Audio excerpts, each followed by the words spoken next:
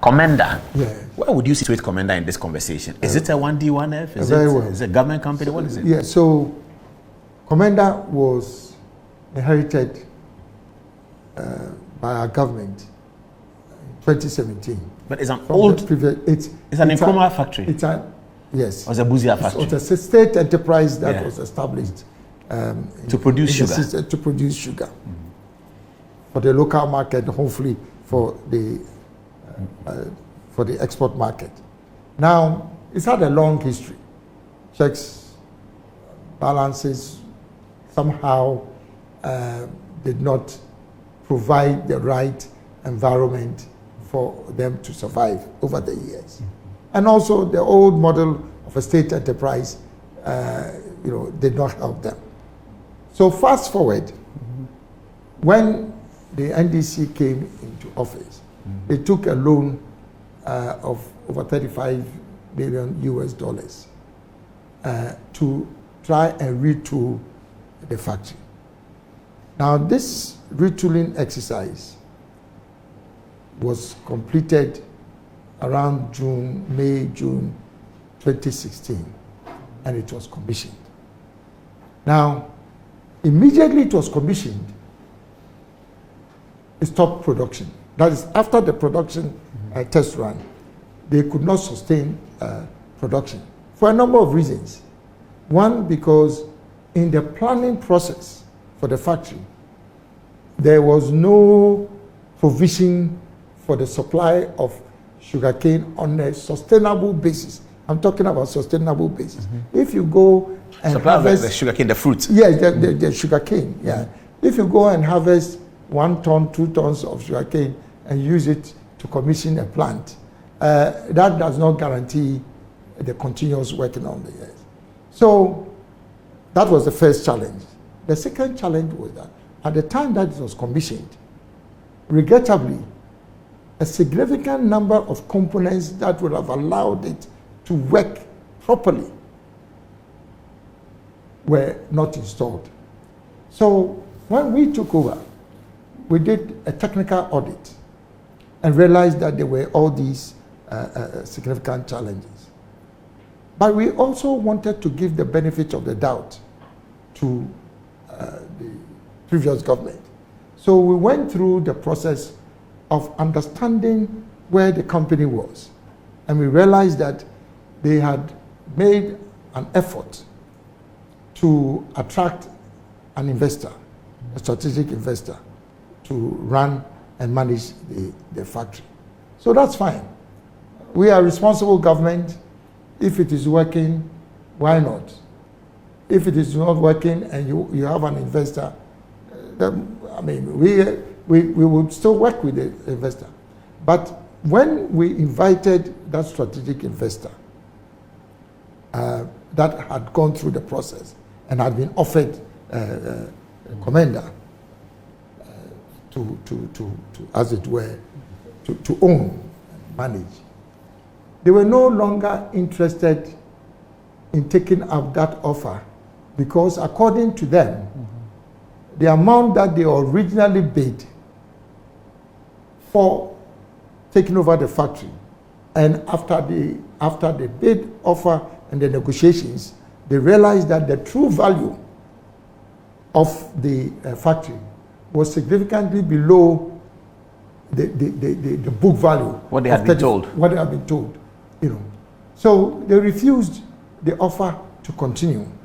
So subsequent to that, we also made efforts to get some new strategic investors. The unfortunate thing was that every other new investor that was interested in taking over Komenda were putting the value of the company at around 12 to 20 million US dollars. Any other investor that was quoting at the time of the offer more than 20 million US dollars later on came back to indicate that the factory was overvalued, and so they were not interested. So we've gone back and forth, trying to find a strategic investor.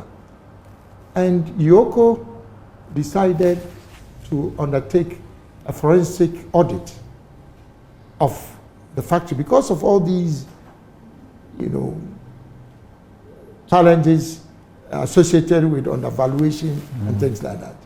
And the initial report from the forensic audit puts the value of the company at around $60 million as against the book value of $35 million. So that has been the fundamental reason why it has been difficult to attract any strategic investor. Anybody who comes in initially is excited. They do their own audit and realize that the value is less than what is posted in the books. So we took a decision after struggling to find a strategic investor to allow the management, board and management of the company as a commercial entity, because it's a private company. But it's 100% government owned? Government owned, okay. But it's a private company. So we agreed with the management and the board to take over the management of the company as a 1D, 1F project and use the incentives now to retool and recapitalize the company so that we can at least continue to support the Komenda, the people of Komenda. So right now, this process is about 98% complete, and hopefully by the end of July, we'll do the production test run, and then. So when will it be back on stream? So anytime after, let's say, end of July, beginning of August, it will become operational again. And Ghanaians will get sugar from Komenda? Yes, and after that. But do you have the sugar cane now? Well, so we'll do a combination where, of course, it takes time to grow the cane. So in the interim, we will start with some crushing. What is crushing? Crushing of sugar cane. That's using sugar cane. The sugar cane you have now? The sugar cane that we are going to buy from farmers okay. around, yes. And then complement that with imported raw sugar. So raw sugar? Raw sugar, imported raw sugar. What is raw sugar? Yeah, raw sugar is raw sugar. I mean, that so has the one not been, we have... that has not been, yes, no. Raw sugar has not gone through the refinery process. So okay. It's the primary stage of crushing. But it cannot be eaten? Sugar cane. No. It cannot be eaten? No, it has to go through the refinery process. But it's cheaper to import that one than to import finished sugar? Oh, yes, absolutely. Okay, so you import that one, Komenda will refine it, and then you sell it locally? Yes, you sell it locally. Cheaper than what will be imported? But it will be, the main thrust is to now ensure that we have a plantation. We will start buying from our growers. That process is already underway. And then start crushing, and then complement it with imported raw. When will you be able to say that you have cane in Ghana that is feeding the factory? So we are now acquiring 20,000 acres of land to start the plantation, so that we'll have a sustainable supply of sugar cane. When will that come round? Because the cane takes a while to grow. Yes, so whilst that is going on between 2 years and 2.5 years, we will still buy from outgrowers. But the factory will be operational. The fact it will employ people. Yes, that is, for us, that is our interest, to make sure that what we inherited as a white elephant, that we'll be able now to make it operational, and then reduce the importation of sugar. That is our major thrust. As to how we reconcile the figures, how come factory that is valued at over $35 million is significantly lower in value, right from commissioning.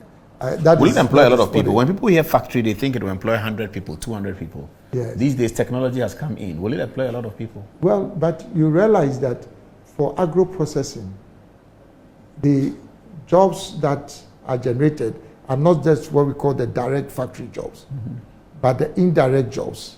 And then also, by extension, the plantation or farming operations. The jobs come from the farming operations. So for a Kofi, for Komenda, for all these other agro-processing jobs, that is what